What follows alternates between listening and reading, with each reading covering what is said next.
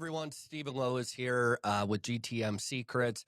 Everything go-to-market, sales, marketing, RevOps, CX, CS, you name it. Anything that touches revenue. We've probably had someone on chatting about it. Today, I haven't had somebody in this space on, Nick, which is rare. But today, for those of you watching, I have Nick Tomic over at Face to Face joining. Nick is a serial entrepreneur like myself. We're both early stage startups.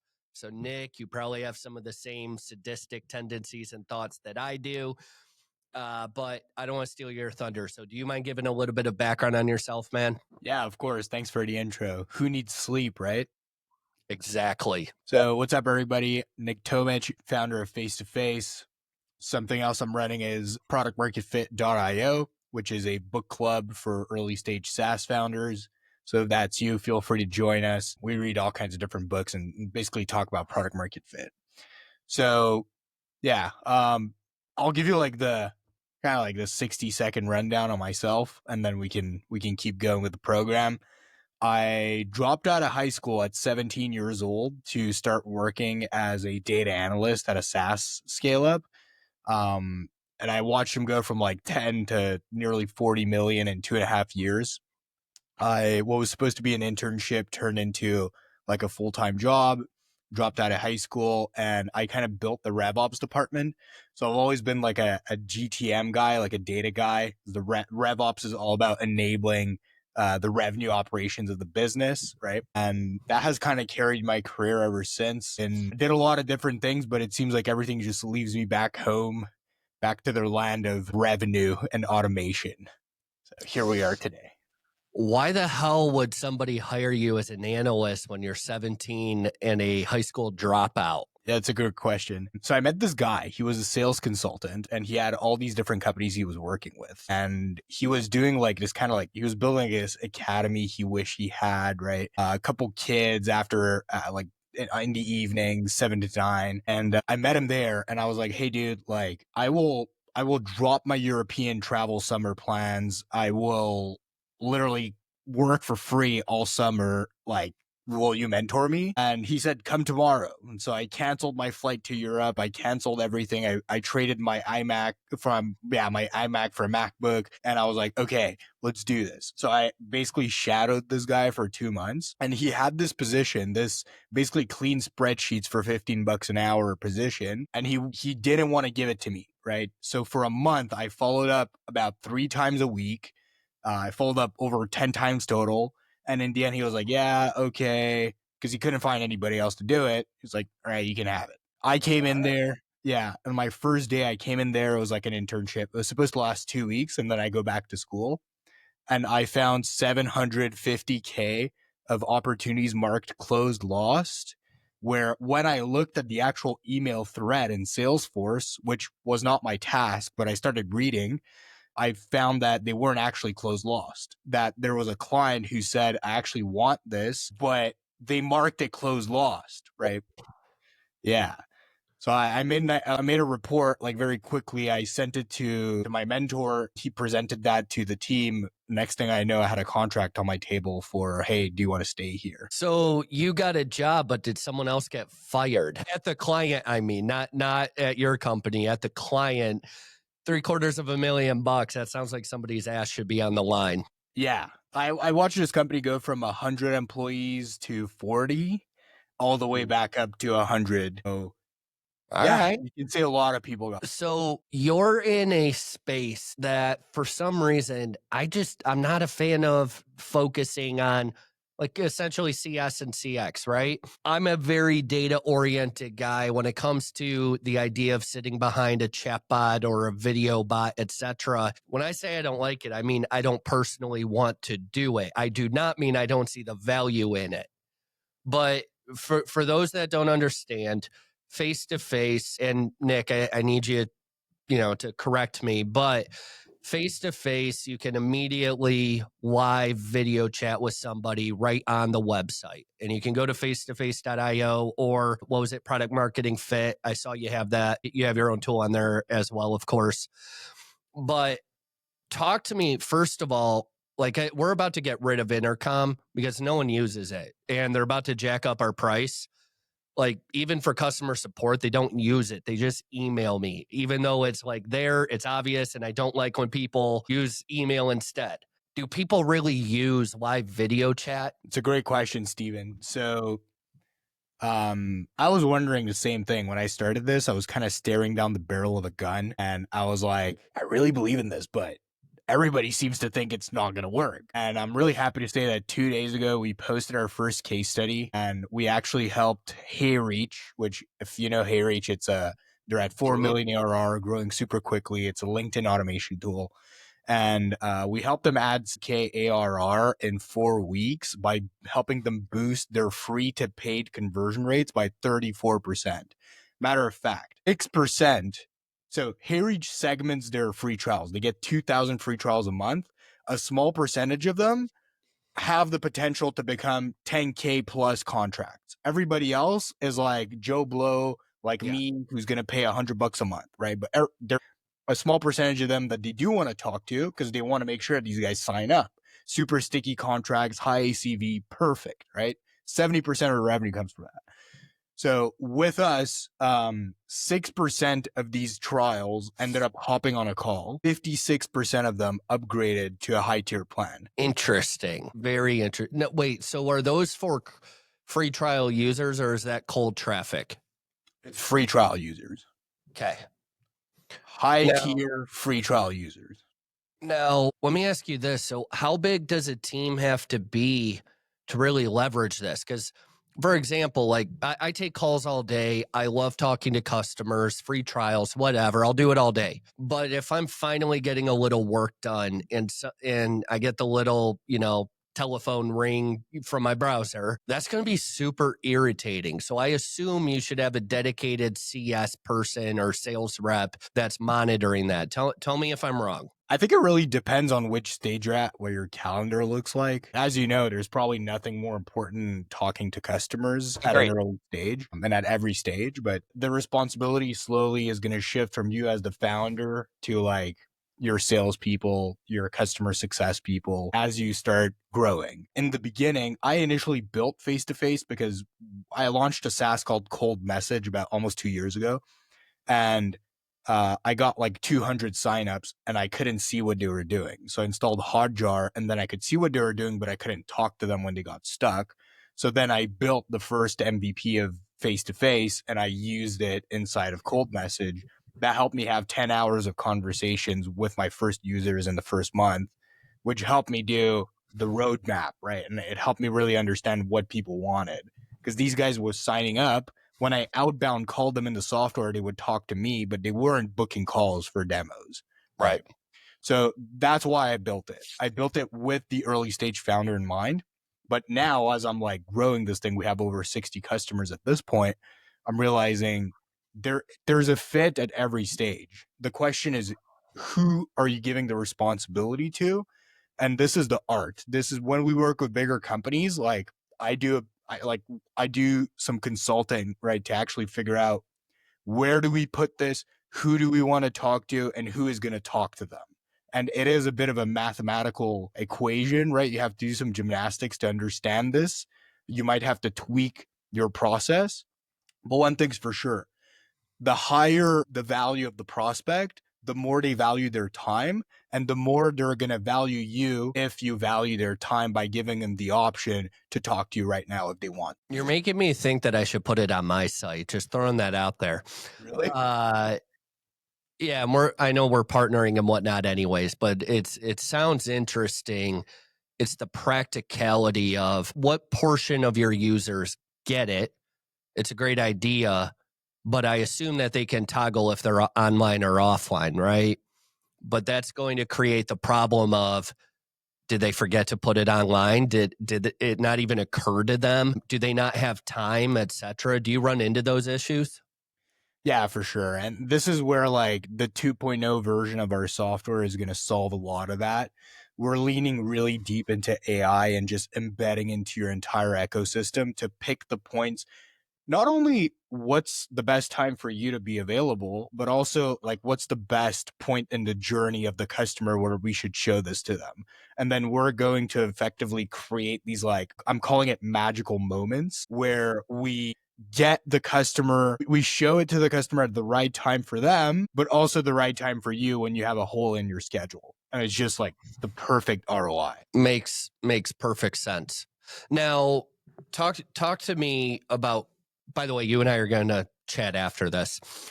Again, it's not even a space that I like, but so actually here's the thing. We have to redo our onboarding at identity. Great platform.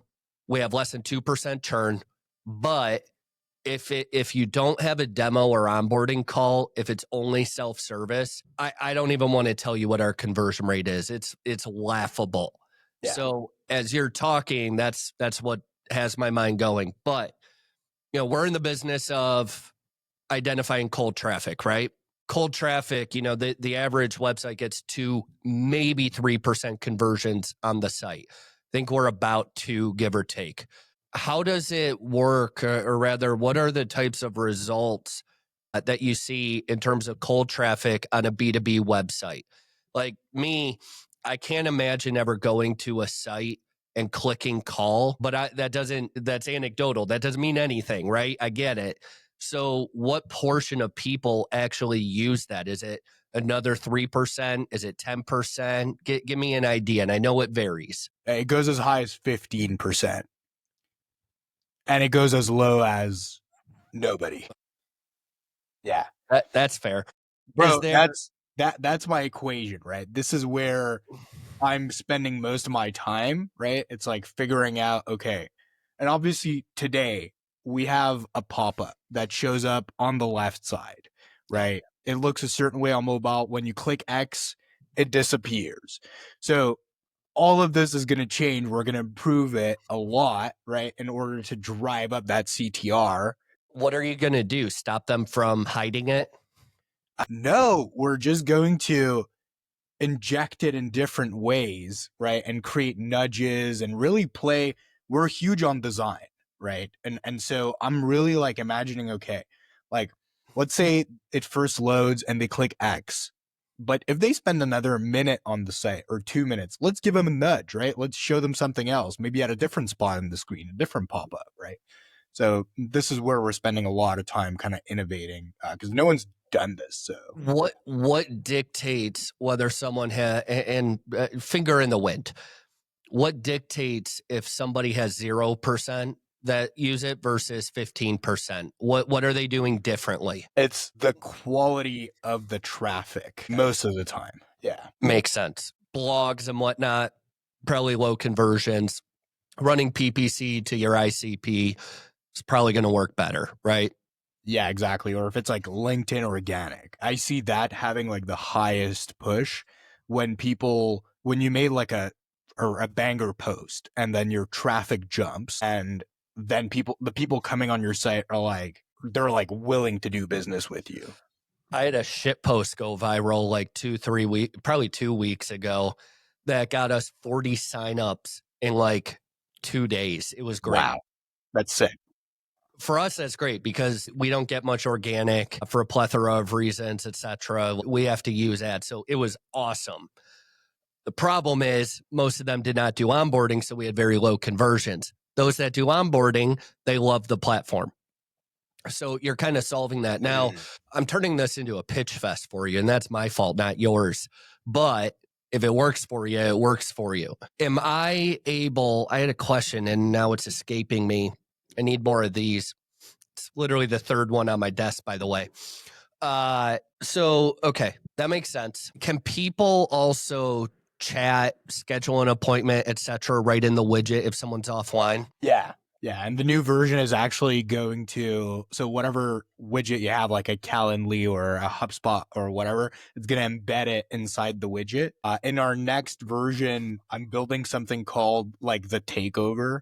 It might have a different name, but I like the takeover. And basically, it's going to detect the chatbot tech you have on your website. And when someone clicks on chat, right, and they open the intercom, above the intercom, we're going to make a custom button float that's going to say, do you want help right now? We're available. Click here to talk. I realize they're not going to have advanced of tech as intercom on the chat side, like with fancy routing and whatnot. I mean, they're $1 billion company for a reason, right? Can I chat with your system at all? No, we don't want to compete with the chatbots because, like you said, it's a $1 billion company. The chat itself is a massive problem. Why would I go and build a half-ass chat solution if I can just integrate with all the intercoms? Got it. Got it. Makes sense. You're not replacing. We use a product onboarding tool called Chameleon. Have you ever heard of it? No. It's kind of like a Pendo or, I mean, there's a bunch, right? It'd be cool to embed you within Chameleon because it's a little tab on the bottom right. It has intercom embedded. It has help resources embedded, has leave a review embedded. It'd be cool to embed something like you as well as an option. That might be something that you and I should talk about, but that's interesting. Here's the notion that I would have about this, and again, tell me if I'm wrong and how wrong I am. If you're targeting small businesses, I bet they use it a lot. If you're targeting enterprise businesses, I can't imagine a VP of a 1,000-person company taking the time to do a video chat there. Am I wrong? I think you are. So looking at my data, and some of the customers we've talked to and where we actually sat down and analyzed that with them post-mortem, it's actually, if you look at who's calling, surprisingly, it's decision makers or champions at companies between 50 plus employees. Like I'd say like 50 to 200. That's like who's calling. These guys have a career on the line, right? They're trying to get to the next step of their career. And so for them to score like a big implementation, like a tool that's going to change their business, right? Bring a win home. These guys are all about that. And when you give them the option to talk to you right now, the way that we frame it on almost every website is hop on a one-on-one free consultation with a LinkedIn automation expert right now. Yeah. Right? And so it's not like a demo, right? That's not how we frame it. We're like, it's a one-on-one consultation right now. When they're browsing and they're going through all of the competitors and they're watching the YouTube video and they're trying to understand. And then you're there and you're saying, hey, we sell this solution. We could just explain to you how it works, like right now. Yeah. That makes perfect sense. I had the same question pop up again and it's escaping me. Can you take over somebody's screen or screen share, etc.? Right. Awesome. Yeah. Here's another big one. A lot of widgets slow down sites. Yours has to a little bit. Tell me I'm wrong. It doesn't. It's completely asynchronous, so it loads after your website finished loading. Do you have to set that up like after the DOM is loaded, anything like that? No. Plus, you can set up in Google Tag Manager if you want. Yeah. So that way, like, it does not affect your performance at all. That's a big claim. That's a very big claim. I'm happy to fight for it. I'm going to test it myself, but it's a big claim. And I will make you back it up, but I have no doubt that you probably can. That's very interesting, and I think it's something that we're going to use. Now, take face-to-face out of it. You're in the business of CS and CX, right? Yeah. What are the biggest issues that you see people facing with CX and CS right now? Loaded question. Yeah, it might take me a second to compute that one. Okay, cool. The biggest issue in success, yeah, I mean, if I take face-to-face out of it, but I think it's going to connect back. I'd say trying to automate everything to a point where you automate things that shouldn't be automated, right? That is like, I think, one of the core mistakes. Another big one is they don't have their data, man. It's crazy the amount of products out there that don't have enough product data. They can't segment their customers. It's like people that have thousands of trials per month signing up and they can't tell, like, they don't know what the value of that pipeline is because they don't even enrich those people. So there's a lot of that going on. They don't know feature utilization. They don't know a lot of that, which I see firsthand because one of the first things I do when we onboard a new SaaS is like, hey, so what are your drop-off points, right? What are the features that you need people to use? What's your activation moment? What are these, so that we can map them in face to face, so that I can know when we should pop up into who, and they don't have that data. And so I would say, to me, that's like the biggest red flag as a data guy, right? It's not knowing what's going on inside your product, not knowing who your users are, as in like where do they map, and like, and everything they could be doing with your product, like what type of user are they? A lot of companies have no freaking idea. So give me some advice then.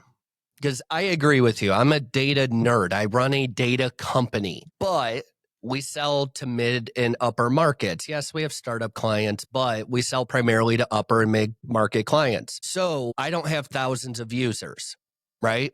If I have thousands of users based on what we do in the pricing, I'd literally be $1 billion company. So what do you do when you don't have statistically enough data to, like, we use Mixpanel. I love it, but we don't have statistically enough data to really draw significant conclusions from it. So what do you do? Just talk to your customers. I mean, that's the easy answer, but do you see that there should be a minimum amount of data? Is that the wrong idea that I have in the first place, and you should use whatever you have? I mean, how do you get that feedback when it's just limited data? I think you should make a list of questions about things that are important to the business, right? And so the first thing that should be important to the business is what value do the customers get? How do they get that value? When in the product journey do they get that value? What percentage of customers get to that value? How long does it take to get to that value? Right? These are the kind of questions, and there's obviously like a lot more, but you should do that exercise like probably like a couple times a month, where you just think, okay, what questions do we still haven't answered? And then you work with your devs to like set up all the data points, right, in your mix panel, so that you can have the answers to those questions. Fair enough. Makes sense. Yeah. Like, I don't think that it matters to have like, a ton of data. Like, it doesn't really, it's more about what questions are you asking, and do you have the ability to answer them? And are you honest with yourself when you look at your data? Is your data true? Right. So Got it. Nope, makes perfect sense, man. This is awesome. Again, I came in with the notion that, yes, I like the tech that you built, but do I see myself using it? Maybe not. But frankly, I didn't know that you guys can be in app as well. I think that to me makes the biggest difference, because that's our pain point. We can identify it and get conversions. Like if you come to our site, you go to a clay table, we enrich the living hell out of you. Then you go into Salesforce, then Pardot, and you get emails that like the first one says, I see you, right? Like we're obnoxious about it. We have to be overt because that's what we do. So I'm not as worried about the cold side. I'm more worried about the onboarding side. That to me is very, very interesting. So Nick, again, I came in with the notion of, yeah, this tech's kind of cool, but I don't have mass volumes. Do I need it? I hear you loud and clear. I think you shared a lot of really good advice. Anything else that you would leave off with? I'd say for like anyone who's in the same situation as you, where they're like, okay, like maybe you have like some leakage points in your onboarding flow and you want to figure those out, you should check out, I have like a landing page put out for it. It's face2face.io, face2face.io/SaaS. Everybody knows how to type SaaS. And there I kind of outline sort of what we did with HeyReach to help them multiply their conversion rate by 34%. Yeah, and you can get some good stuff. I have a calculator as well, where you can kind of calculate with your current signups, your current percentage activation rates and all that, what it would look like if you added face to face. Obviously it's a calculator. It's not it's not statistically perfect, but it'll give you a good idea. So yeah. We have an ROI calculator as well. I get Yeah. it. Nick, this is awesome, man. Really appreciate it. Most say LinkedIn, but where should people connect with you? Yeah, you can follow me on LinkedIn, Instagram. It's the same handle, Nick.Tomic. And on X, I'm known as Dropout Santa. Why? Santa, I dropped out of high school. You already know that. My name is Nick, and Santa's name is Nicholas. So Dropout Nick. I'm with you. I like it. Awesome, Nick. Well, thank you again so much for coming on. My pleasure. Thank you for having me, Stephen. Rock and roll.